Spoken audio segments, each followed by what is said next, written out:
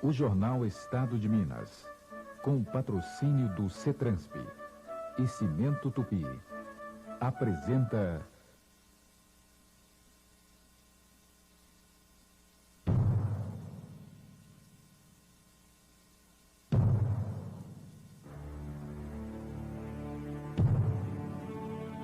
Pela madrugada de 12 de dezembro de 1897, retumbante salva de 21 tiros de dinamite aterrou o espaço, saudando o alvorecer da memorável data. E logo, o congorar de duas bandas musicais percorreu as ruas de Belo Horizonte, despertando seus habitantes.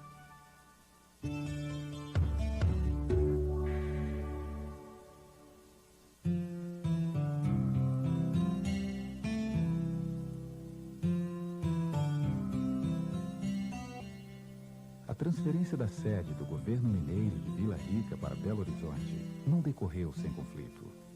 Os ouropretanos defendiam a manutenção da capital em sua cidade, apesar da decadência da mineração e do enfraquecimento da monarquia indicarem novos tempos. O Arraial do Curral del Rei foi um povoado que, como muitos outros nas Gerais, nasceu do pouso de bandeirantes. Em 1701, o bandeirante paulista João Leite da Silva Ortiz, impressionado com a beleza do lugar, resolveu fixar residência na região. Ergueu aí a sua fazenda, a do cercado, e dedicou-se ao plantio e à criação de gado, atraindo com isso novos moradores e aventureiros. Suas senzalas, casebres e engenhos foram ponto de partida do arraial, que em 1890 veio a se chamar Belo Horizonte. Em 1893, 4 anos após a proclamação da República, o Congresso Legislativo decretou a Lei de Mudança da Capital. Após vários debates e muita discussão, Belo Horizonte saiu vitoriosa. Segundo o projeto de construção da nova capital, o arraial com 8 ruas, 10 becos, 2 largos e 300 casas iria desaparecer. A perspectiva do rápido início das obras atraiu a visita de inúmeras pessoas. Naquele tempo, o percurso de Sabará, uma das cidades mais próximas até Belo Horizonte, tinha que ser feito a cavalo, a pé ou em carros de boi. A zona urbana da nova capital foi traçada com 65 ruas, 12 avenidas e 24 praças. A planta original da cidade já mostrava a Avenida 17 de Dezembro, atual Avenida do Contorno, abraçando toda a área central da cidade. A comissão técnica foi organizada para construir a nova capital. Essa comissão construtora, estruturada com importantes nomes da engenharia e da arquitetura brasileira, também se responsabilizou pela administração municipal do Arraial de Belo Horizonte. Em 1897, foi inaugurada a luz elétrica da cidade. As luzes se acenderam pela primeira vez, um dia antes da inauguração da capital. As primeiras construções revelavam traços de uma arquitetura bastante eclética. O comércio desenvolvia-se com a chegada dos funcionários do governo estadual. Vários estabelecimentos de ensino foram criados. A prefeitura preocupou-se em garantir um saneamento básico. Em 1898, aconteceu no Parque Municipal a primeira corrida de bicicletas da nova capital mineira. Belo Horizonte tinha pouco mais de 3 anos quando o mundo inteiro orou a virada do século.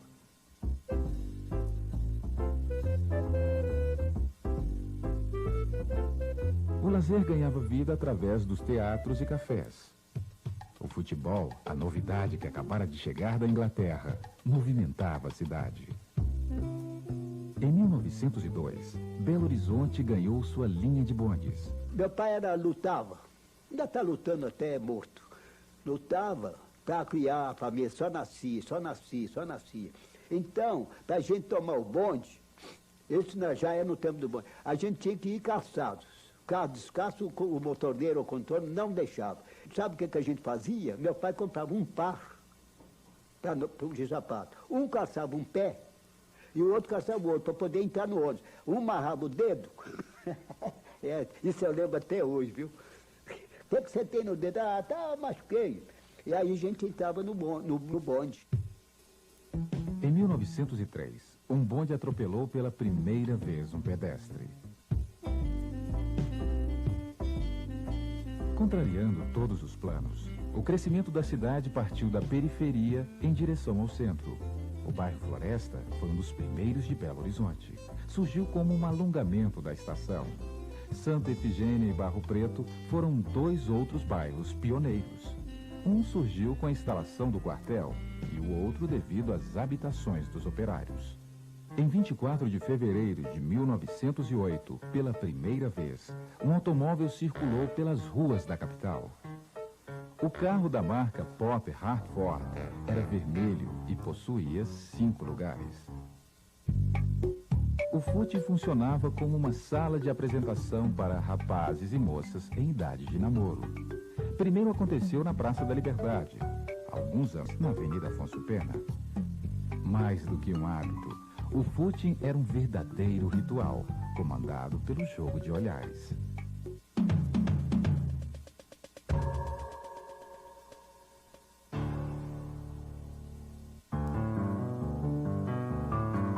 A cidade ainda estava em construção quando começou a Primeira Guerra Mundial. A dificuldade de importação de materiais praticamente paralisou as obras públicas. Em 1916, foram feitas 207 construções na cidade. O número caiu para 102 no ano seguinte e chegou a apenas 25 em 1918. A crise provocada pela guerra não impediu, entretanto, o desenvolvimento do setor industrial. Nesse período, a nova capital ainda não era o centro da economia mineira, mas já possuía um razoável parque industrial, com mais de 23 empresas. Predominavam a produção de gêneros alimentícios, calçados, móveis e indústrias têxtil e de vestuário. A política imigracionista do governo do estado trouxe para a nova capital diversas famílias estrangeiras, a maioria de origem italiana. Fala-se em colônia italiana. Na verdade, a colônia pressupõe uma certa organização. E aqui os italianos vieram por necessidade de trabalho, por espírito de aventura, pelo fato de uma capital nova. E vieram de todas as áreas da Itália. E aqui conseguiram, de fato, se amalgamar com o povo de Belo Horizonte e contribuir de uma maneira interessante em todos os setores das atividades industriais, comerciais, da parte cultural, da parte musical, etc.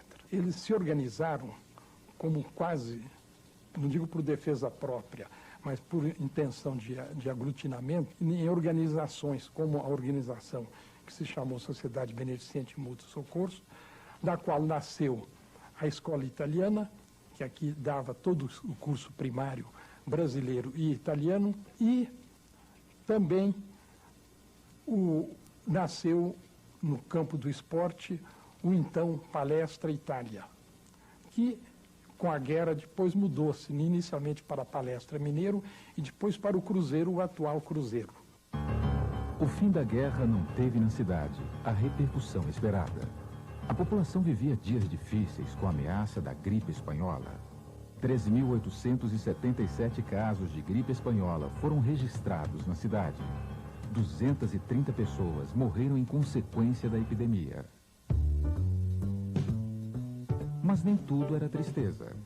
Espetáculos de teatro, música, filmes e conferências literárias faziam programação da cidade emergente.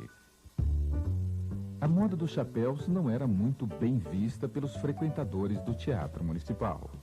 Para coibir o hábito, principalmente das mulheres, que usavam e abusavam dos modelos extravagantes, a prefeitura decidiu legislar sobre o assunto. Em 30 de janeiro de 1911, através da portaria número 62, ficou proibido o uso de chapéus na plateia do Teatro Municipal. Naqueles tempos, o carnaval era uma festa que movimentava tanto a cidade, que durante os dias de folia, circulavam jornais editados especialmente para o evento, como Mataquins. Ah, o carnaval. O carnaval era carnaval, não era bagunça, era carnaval. Usava muito confete e serpentina. Então as namoradas da gente, a gente pegava aqueles rolos de serpentina e enrolava, ficava enrolando. horas e horas aqui enrolando. Era o único prazer, era esse, enrolando, enrolando, enrolando. E ela toda satisfeita, a moça, né? Toda satisfeita. E tinha o confete. Quem tinha muito dinheiro tinha aqueles sacos de confete. Quando não tinha, a gente apanhava no chão assim. E era uma beleza. Tinha o lança-perfume. Costumava ir jogar até no olho da gente, de maldade. Doía. Mas usava um lança-perfume cheiroso, uma beleza, viu? Acabou tudo, né? Ah, tinha o corso. O corso era os automóveis, tudo com as capotas de seda. E o pessoal em cima, aquela beleza. E um ligava para o outro, chegava serpentina ele jogava no outro, e ficava a ligação, sabe? Entre uns carros e outros. Em 1911, uma portaria municipal determinou pela primeira vez a velocidade máxima dos veículos. 10 km/h urbana e 20 na zona suburbana.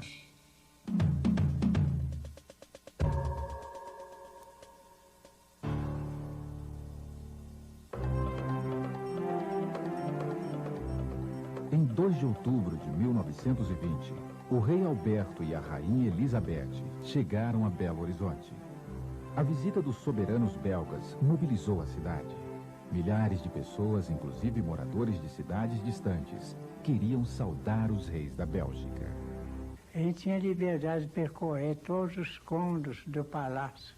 E o rei Alberto, com aquela simpatia dele, e a senhora também, ela nos punha assim muita vontade.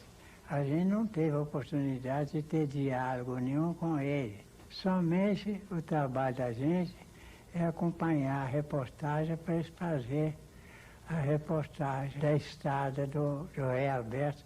Isso foi em 1920. A gente aproveitava a festividade da Praça da Liberdade, que aglomerava de gente.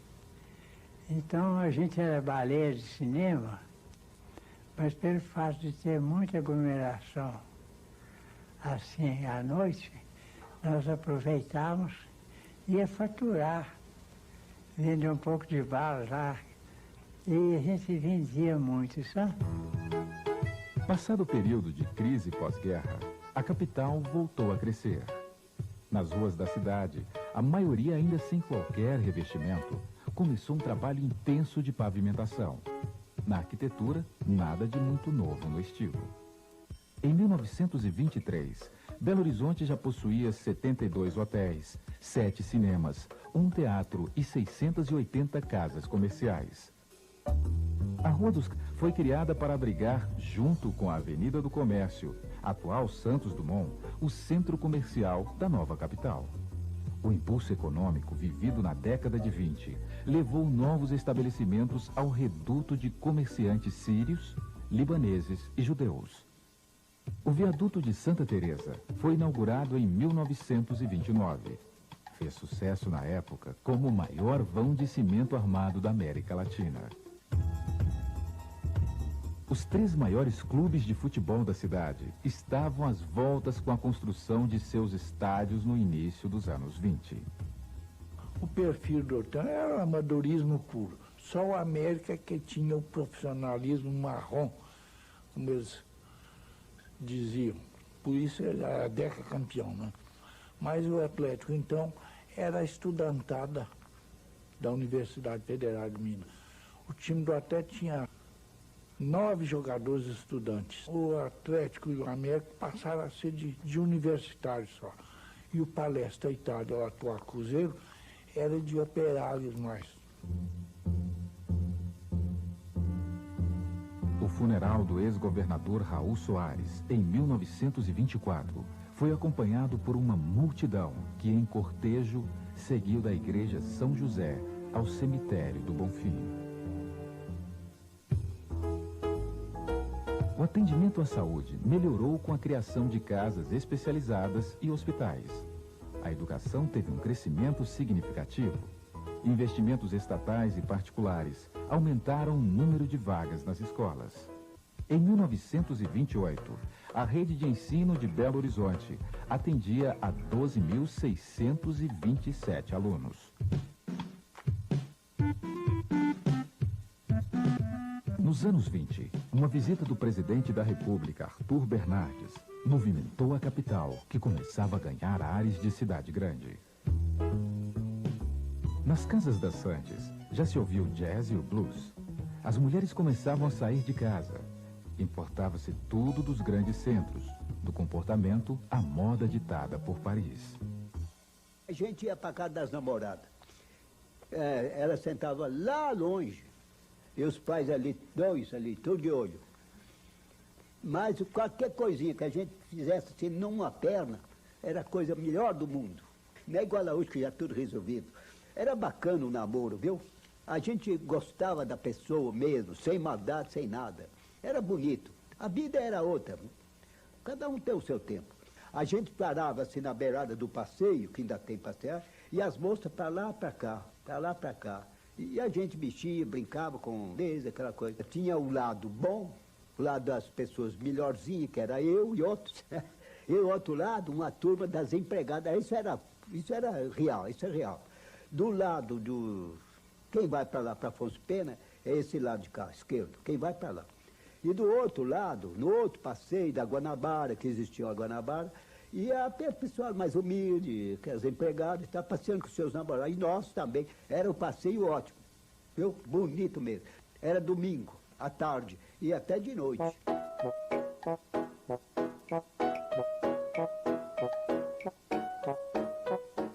O cinema influenciava a vida de todos. O Cines Odeon e Pathé era um ponto de encontro e festa. A Rua da Bahia vivia o seu apogeu. Seus bares e cafés reuniam artistas, intelectuais e políticos. A história do jornal Estado de Minas começou em 7 de 1928, quando circulou sua primeira edição, com 5.000 exemplares. Com pouco mais de um ano de fundação, o jornal passou a integrar a cadeia dos diários associados e Assis Chateaubriand tornou-se o seu maior acionista. Após superar algumas dificuldades nos primeiros anos de circulação, o jornal Estado de Minas assumiu a liderança na imprensa mineira.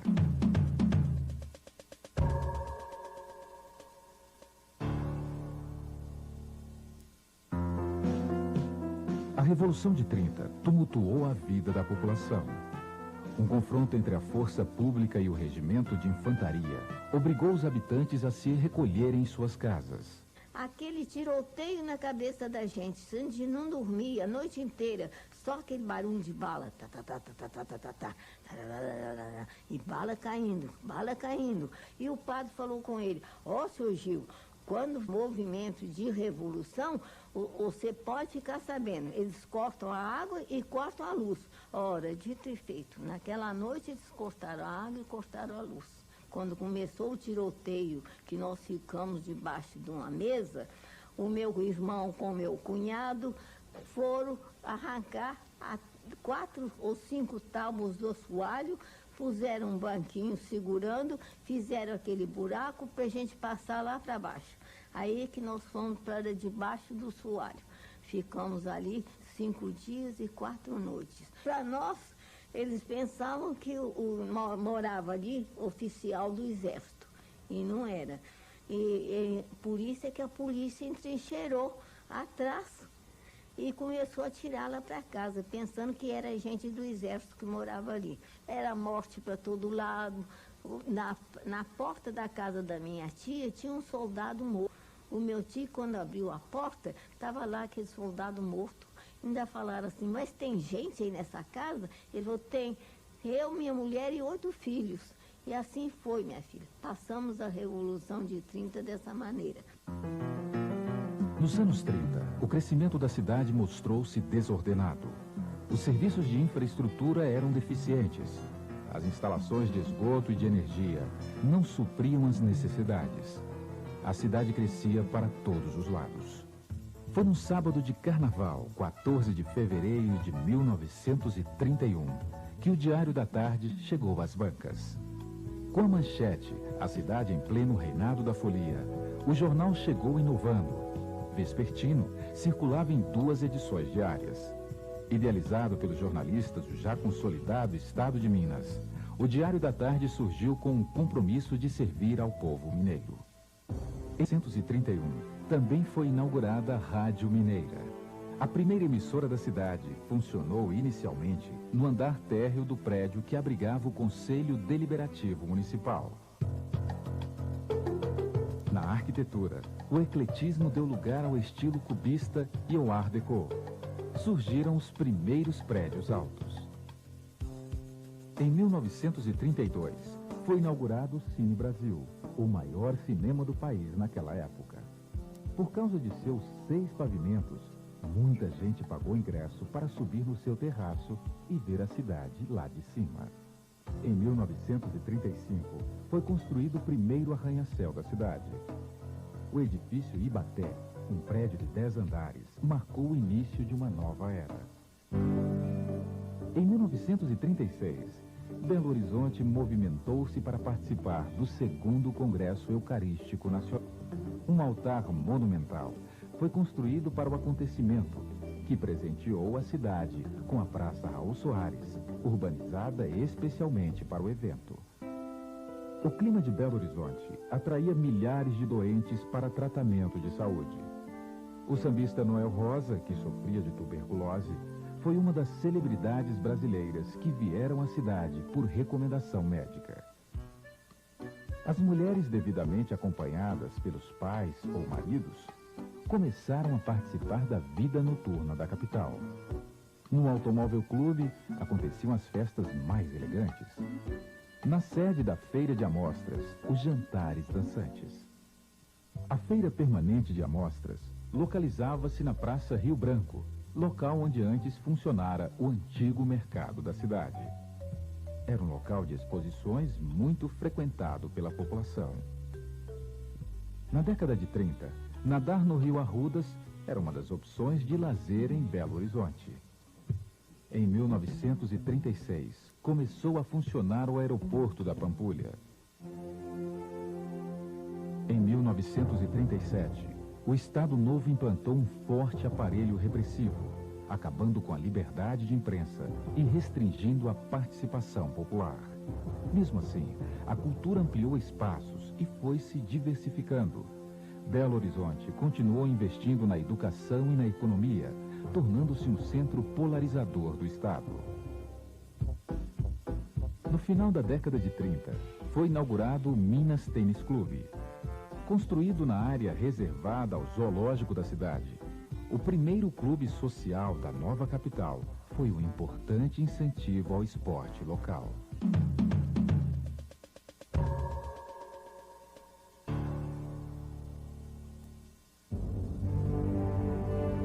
A capital mineira entrou na era da arquitetura moderna com a criação do Conjunto da Pampulha. O então prefeito, Juscelino Kubitschek, convidou o arquiteto Oscar Niemeyer para fazer da região um bairro de elite. Construíram um lago artificial, margeado por equipamentos de lazer e turismo. A cidade ganhou um cassino, um clube, o Iate Tênis Clube, um restaurante, a Casa do Baile, e uma igreja, a Igreja de São Francisco de Assis. No final dos anos 40, a Sexta-feira da Paixão era o único dia liberado para pescaria na Lagoa da Pampulha. A Igreja de São Francisco de Assis foi condenada por apresentar um cachorro pintado na parede do altar. A polêmica provocada por um dos painéis executados por Cândido Portinari só terminou em 1959, chegada de um novo arcebispo a Belo Horizonte. O templo modernista só foi abençoado 17 anos depois de sua construção. Nos anos 40, o serviço de bonde tinha uma média de 150 mil usuários por dia. A Segunda Guerra Mundial mudou a rotina da cidade. A população chegou a hostilizar os habitantes de origem alemã e italiana. Em 27 de fevereiro de 1943, foram inauguradas as novas instalações da Rádio Guarani. Incorporada à cadeia dos diários associados, a emissora fez uma reforma na sua aparelhagem técnica, apresentando ao público de Minas e do Brasil uma onda mais potente. Se em 1944 o carnaval passou despercebido, em 1945 todos saíram às ruas para comemorar o fim de guerra. A ditadura do Estado Novo de Getúlio Vargas também chegou ao fim restituindo a democracia à República. Em 1947, os belo-horizontinos, pela primeira vez na história da cidade, elegeram o seu prefeito. Nos anos 40, a rede de ensino da capital se tornou famosa e Belo Horizonte foi invadida por estudantes de outras cidades, a maioria morando em repúblicas. Em 1948, existiam 1.418 indústrias na capital mineira. Belo Horizonte investia na educação e na saúde e definitivamente deixava de ser a cidade dos funcionários, tornando-se um dos mais importantes polos industriais do país. Em 1947, o tráfego de veículos na capital era grande. Cerca de 7.000 carros estavam em circulação. A falta de moradias era um dos principais entraves ao desenvolvimento urbano. Os grandes prédios de apartamentos foram apontados como a melhor solução. Surgiram as grandes companhias imobiliárias. O IAPI foi o primeiro conjunto habitacional de Belo Horizonte e, segundo a imprensa da época, o primeiro projetado no Brasil. Sua construção repercutiu em todo o país como alternativa de moradia. Para substituir o antigo Teatro Municipal, vendido pela Prefeitura, foi projetado o Palácio das Artes. Enquanto dificuldades financeiras impediam a continuidade de suas obras, Belo Horizonte ganhou o Teatro Francisco Nunes. A Escola Linhar também começou a funcionar nesta década, oferecendo um respeitado curso de belas artes. Em 1943, foi criado o Museu Histórico Abeto. A única construção remanescente do antigo Curral del Rei, a Fazenda do Leitão, depois de passar por uma cuidadosa reforma, transformou-se em sede da nova instituição. Na década de 40, Belo Horizonte foi a primeira capital do país a ter uma estação rodoviária, centralizando todo o serviço de transporte. Localizada atrás da Feira de Amostras, a estação mostrou-se eficiente até o início da década de 60, quando o volume de passageiros e ônibus exigiu uma nova rodoviária. Em 1971, foi inaugurado o Terminal Rodoviário de Belo Horizonte, considerado, na ocasião, o maior da América Latina.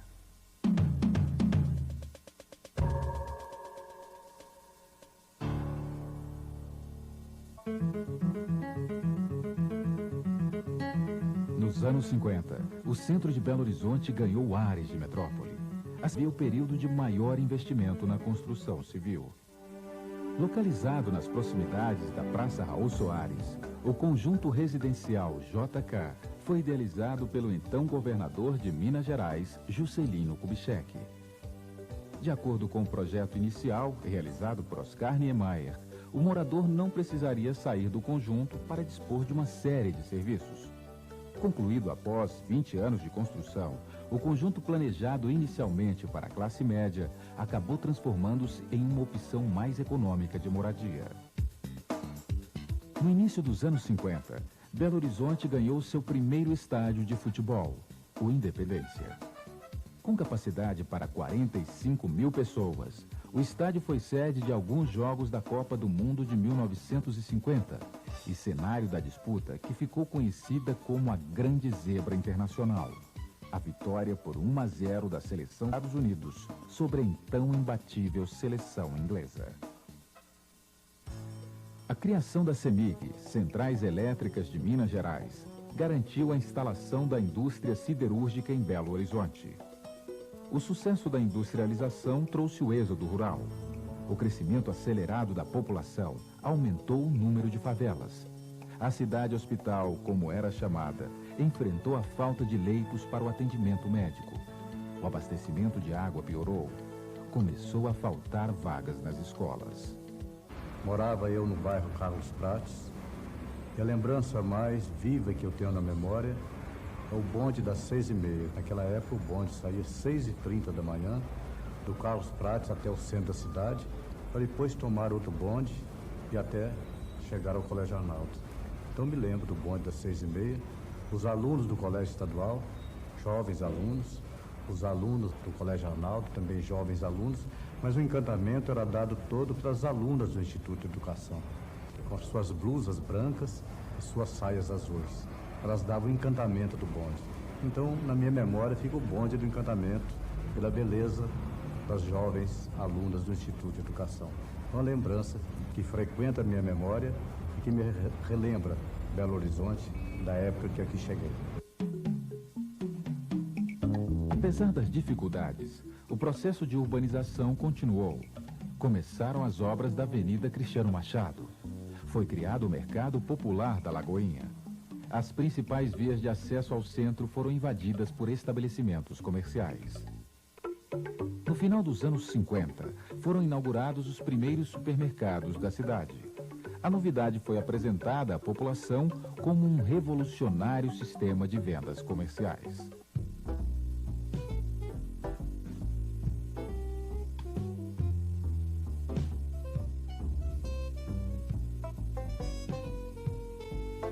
Passear com a família na Pampulha continuava sendo uma opção de lazer para os moradores de Belo Horizonte.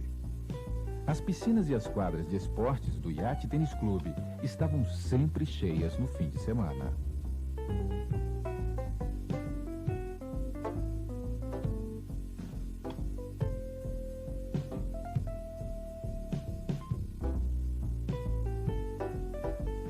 O clube foi o primeiro da cidade a oferecer equipamentos para a prática de esportes náuticos. Depois da proibição do jogo, o prédio do Cassino da Pampulha recuperou seu prestígio com a instalação do Museu de Arte Moderna, em 1957. Naquela época, a sociedade belo-horizontina também costumava se ir na boate a caiaca. Outra opção de lazer para a população eram as apresentações do Cine Grátis. Cine Grátis realizava os seus trabalhos, iniciando, nós íamos para as praças públicas em torno de 18 horas, para iniciar as sessões às 19 horas, e íamos até às 10 da noite exibindo filmes de curta e longa-metragem. A Força e Luz permitia nós usarmos os sacos pretos para escurecer os locais. A prefeitura nos dava o privilégio de fazer campanhas de educação para a população, educação sanitária, educação de adultos. O trânsito nos permitia fechar as ruas, destinando um inspetor que nos acompanhava. Guarda Civil nos dava também a presença de uma polícia. Cine Grátis foi uma alegria de Belo Horizonte, foi uma alegria para a Cidade Jardim.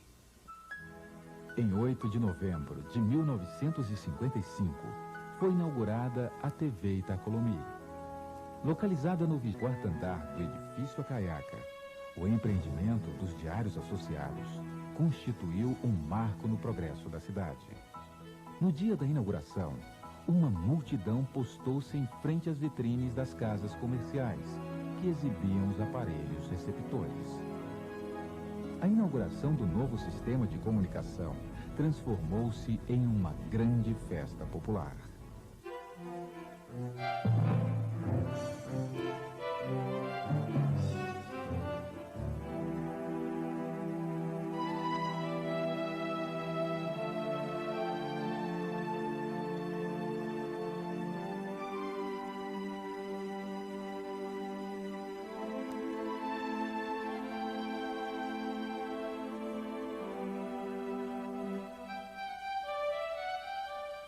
Em 1954, um vazamento foi detectado na barragem. Sem sucesso, as autoridades acionadas fizeram de tudo para tentar evitar o rompimento. A região foi evacuada e o aeroporto da Pampulha interditado. Quando a barragem cedeu, a água se espalhou atingindo casas, olarias e o aeroporto. O rompimento fez desaparecer a lagoa.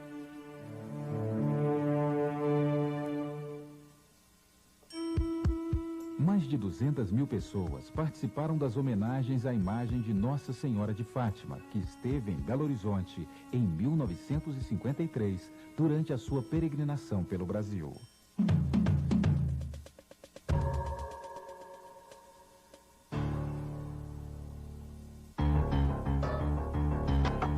Nos anos 60, a situação era tensa em todo o país. Em Belo Horizonte foram realizadas várias passeatas contra a ditadura. Movimentos estudantis aconteciam. Qualquer manifestação era reprimida com bombas de efeito moral. Desaparecem aos poucos os verdadeiros bondes da cidade, como esse que aí vemos em sua última viagem.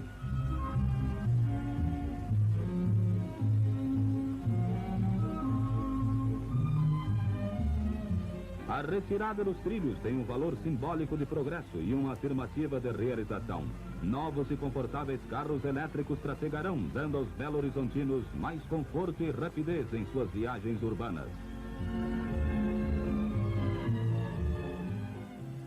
Na década de 60, Belo Horizonte experimentou um crescimento periférico com a ocupação de áreas próximas às cidades vizinhas.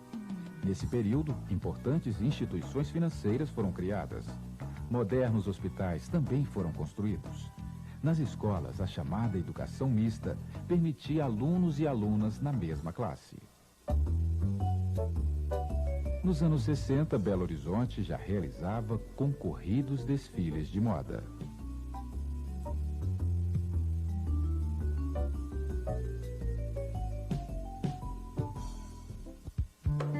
Belo Horizonte ganhou 2 novas bibliotecas nos anos 60, a estadual e a municipal.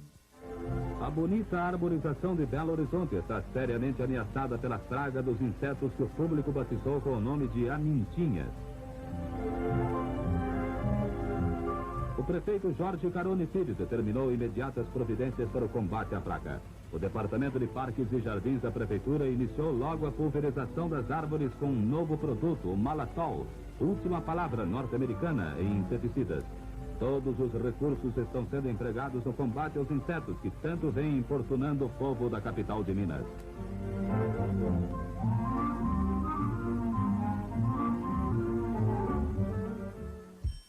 As árvores da Avenida Afonso Pena acabaram sendo derrubadas. Aos poucos, a capital mineira cedia espaço ao progresso, perdendo sua bela imagem de cidade-jardim. Obras de canalização, calçamento e recuperação de ruas podiam ser vistas por todos os lugares. Belo Horizonte continuava a viver à mercê das leis do mercado imobiliário. A chegada a Belo Horizonte, quando a gente vem exatamente do lado de Brasília, é uma cena maravilhosa. A cidade grande, com a serra emoldurando ao fundo, a Serra do Curral. Eu nasci aqui, morei a maior parte da minha vida aqui perto da Praça da Liberdade. Convivi, portanto, com vários e vários fatos da história da cidade. Me lembro bem que, guardo até hoje, fotografia quando eu tinha 3 anos apenas, sentado num dos canteiros da Praça da Liberdade. Pude jogar futebol ao lado da Secretaria da Fazenda, tinha um lá que dava para a gente jogar um pouquinho. Eu estudei também aqui perto, no Colégio Estadual, toda a parte daí do antigo ginásio, do científico, vivendo uma fase muito boa de Belo Horizonte. Mais conhecido como Pirulito, o obelisco da Praça 7 foi projetado como monumento ao centenário da independência do Brasil. Composto de 2 fiadas de cantaria que sustentam a grande pedra central, pesa mais de 20 toneladas. Foi instalado na Praça 7 em setembro de 1924. Ficou lá até 1962, quando foi retirado e abandonado no Museu Histórico. No ano seguinte, foi instalado na Praça Diogo de Vasconcelos. Em 1977, foi tombado pelo Instituto do Patrimônio Histórico e Artístico, retornando à Praça 7 em 1980. Base de decoração natalina e manifestações contra a AIDS, o Pirulito já faz parte da programação do Carnaval.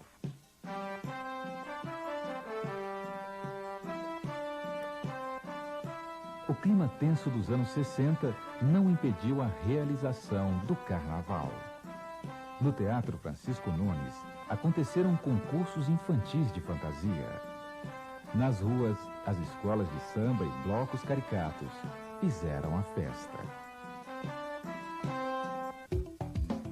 O Estádio Governador Magalhães Pinto, conhecido como Mineirão, foi inaugurado em 5 de setembro de 1965. Com capacidade para 130 mil torcedores, foi considerado na época da sua construção como o 2º maior estádio coberto do mundo. Na década de 70, o Mineirão emprestou suas arquibancadas para a realização das provas do vestibular.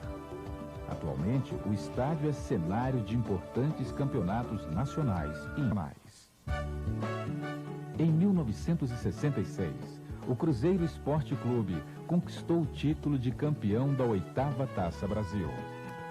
Pela primeira vez, um time mineiro vencia um campeonato nacional de futebol.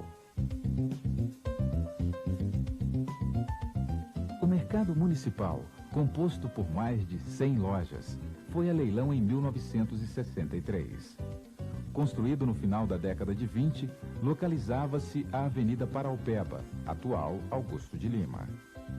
Em 1969, o estabelecimento passou por uma rigorosa reforma, chegando aos anos 70 com a estrutura que até hoje atende os mais diferentes fregueses. As primeiras escadas rolantes da cidade foram instaladas no conjunto Arcângelo Maleta. A galeria do edifício Maleta pode ser considerada o grande cultural dos anos 60. Em seus bares, livrarias e restaurantes, reuniam-se artistas, escritores, músicos e jornalistas. Localizado na esquina da Avenida Augusto de Lima com a Rua da Bahia, o conjunto Arcângelo Maleta foi construído onde durante muitos anos funcionou o Grande Hotel.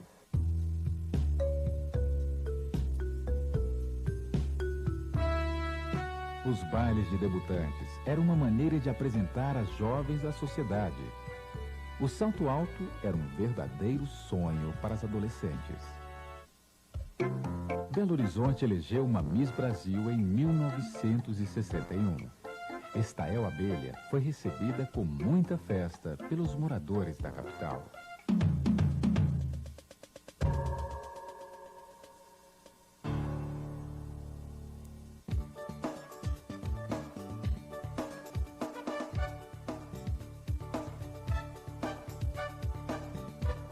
Os anos 70 começaram com a festa da conquista do tricampeonato mundial de futebol.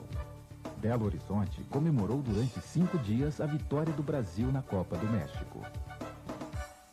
Em 20 de dezembro de 1971, o Clube Atlético Mineiro venceu o primeiro campeonato nacional de futebol, derrotando o Botafogo por 1-0 em pleno Maracanã.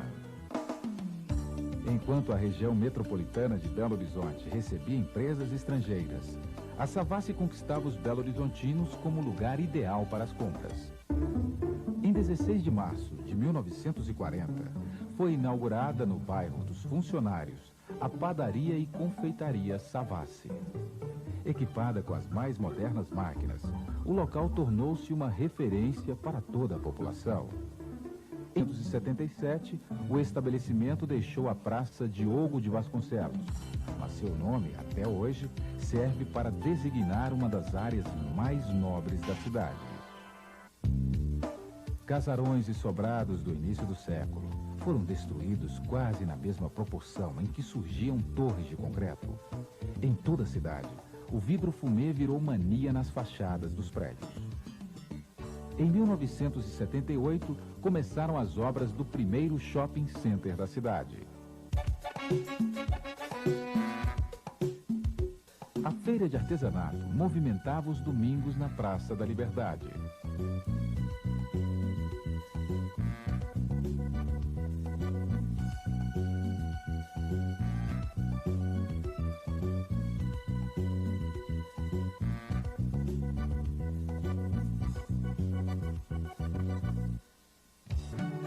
Em 31 de julho de 1976, foi a vez do Cruzeiro Esporte Clube conquistar o título de campeão da Copa Libertadores da América, 3-2 sobre o time argentino River Plate.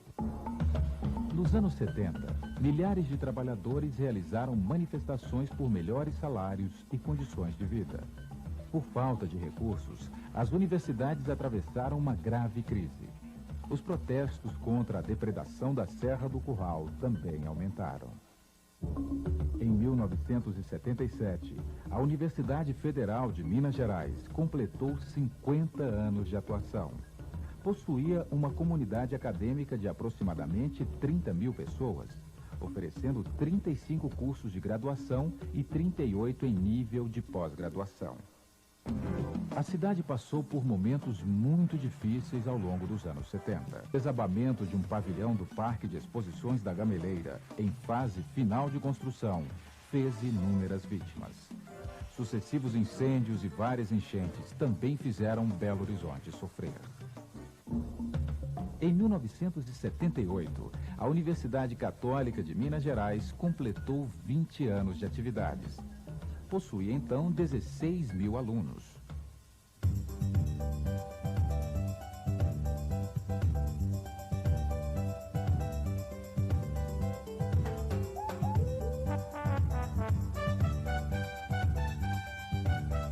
O carnaval continuava sendo um sucesso na cidade. A irreverência conquistava seu espaço com a chegada da Banda Mole. Ponto de encontro e paquera, as piscinas nunca deixaram de ser uma opção de lazer na cidade. Depois de sua obra-se por quase 30 anos, o Palácio das Artes foi finalmente entregue à população.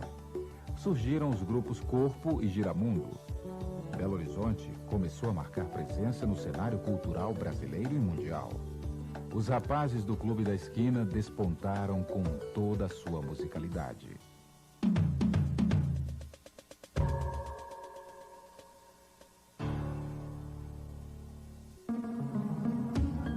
A diversidade de materiais começou a ser utilizada pelos arquitetos. Entrou em cena o ar-condicionado. Um processo desenfreado de destruição do patrimônio histórico tomou conta da cidade. O crescimento desordenado provocou o caos urbano. Em 1983, a população protestou contra a demolição do Cine Metrópole. A empresa Cinemas e Teatros de Minas Gerais vendeu ao Banco Bradesco a construção que no início do século abrigava o Teatro Municipal. Localizado à esquina da Rua da Bahia, com a Praça Alberto Deodato, o imponente prédio era um importante referencial arquitetônico e cultural da cidade. Floresta, Santa Teresa e Guarani foram outros cinemas que também desapareceram. A desativação de várias dessas casas limitou ainda mais as poucas opções culturais da cidade. A presença do Papa João Paulo II parou a capital. Uma multidão estimada em mais de 1 milhão de pessoas lotou as ruas da cidade. O talento do grupo Uacti foi reconhecido no exterior. Mais de 200 mil pessoas lotaram a Praça da Rodoviária em um comício em favor das eleições diretas para presidente. No ano seguinte, apesar da derrota das diretas, Belo Horizonte comemorou a eleição de Tancredo Neves. 3 meses depois, a cidade calou com a morte do ilustre político mineiro. 5 mortos e 271 feridos durante o velório do ex-presidente. Um incidente aconteceu quando uma multidão derrubou os portões do Palácio da Liberdade para participar do velório. Em 1984, foi construído o Aeroporto Internacional de Confins. Em 1985, aconteceram as primeiras viagens do metrô de superfície de Belo Horizonte. As obras de canalização do Arrudas trouxeram resultados. A Lagoa da Pampulha começou a dar sinais de que não estava bem. A cidade ganhou o Parque das Mangabeiras e o Mineirinho.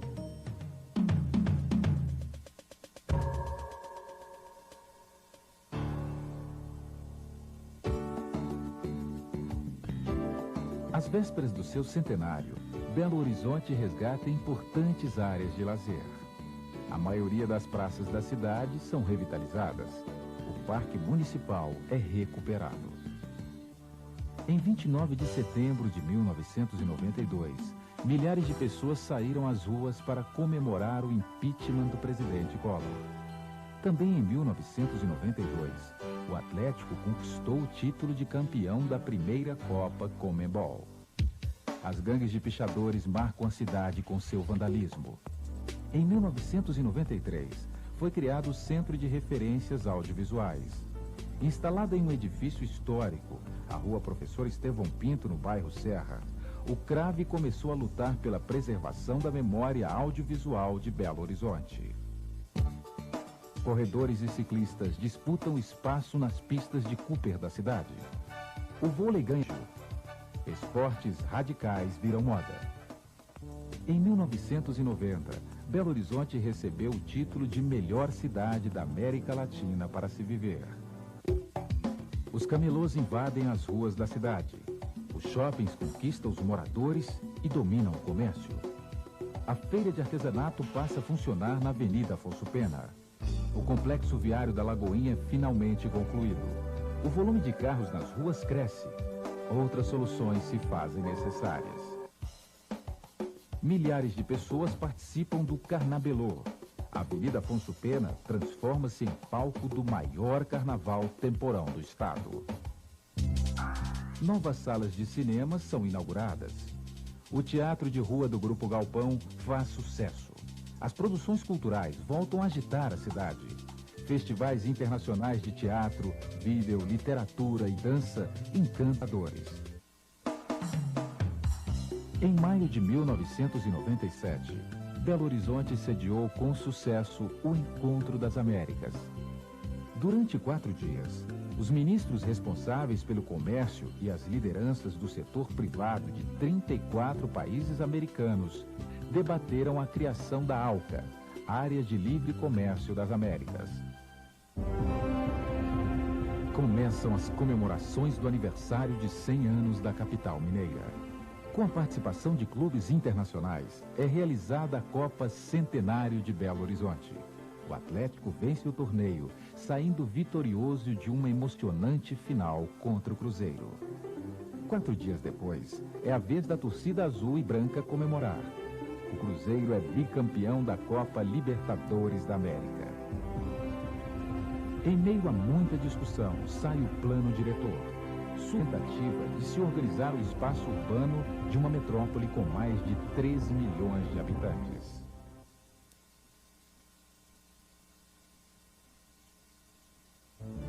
Belo Horizonte faz 100 anos. A cidade, moldada entre o concreto e invadida pelo asfalto, ainda guarda uma incrível sedução no seu estilo, meio cosmopolita, meio de interior. O ritmo acelerado da metrópole se mistura ao compasso lento de um tempo que ficou para trás. É essa nossa Belo Horizonte, cidade centenária de todos os tempos, de toda a sua gente. Gente que está buscando a sua memória, juntando pedaços para tomar posse de sua história e conquistar nesse Belo Horizonte outros tantos centenários.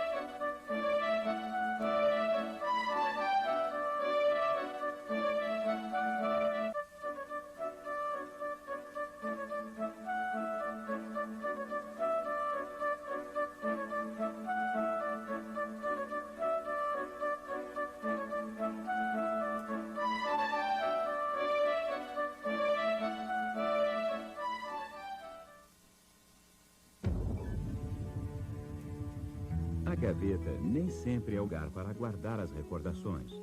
Fotografias, filmes e vídeos deterioram-se com o tempo. Aberto ao público em geral, o Centro de Referência Audiovisual é um instrumento da Prefeitura de Belo Horizonte para o registro da memória audiovisual da nossa cidade. O CRAV identifica acervos audiovisuais em instituições públicas e privadas. Trabalha com projetos de memória oral, gravando depoimentos de pessoas que tiveram participação em diferentes momentos da história de nossa cidade. Produz e disponibiliza informações em acervos audiovisuais sobre a origem e as transformações socioculturais sofridas por Belo Horizonte. O Centro de Referência Audiovisual, órgão vinculado à Secretaria Municipal de Cultura, funciona ainda como um espaço para oficinas, grupos de estudos, cursos, seminários, debates e exibições de vídeos e filmes.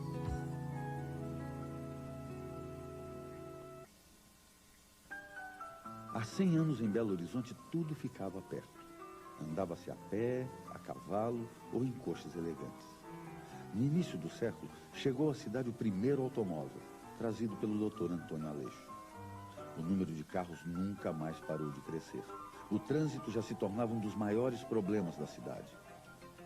Hoje, trabalhar com transporte em Belo Horizonte exige dedicação e profissionalismo.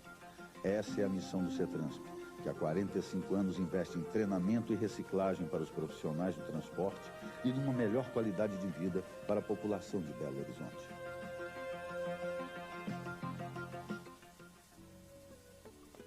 Desde a sua fundação há 100 anos, Belo Horizonte não para de crescer. E a Cimento Tupi se orgulha de ter participado da história desta cidade menina. Produzindo cimento Portland, a Tupi continua a fazer o desenvolvimento de Belo Horizonte, construindo e gerando empregos. Parabéns, Belo Horizonte!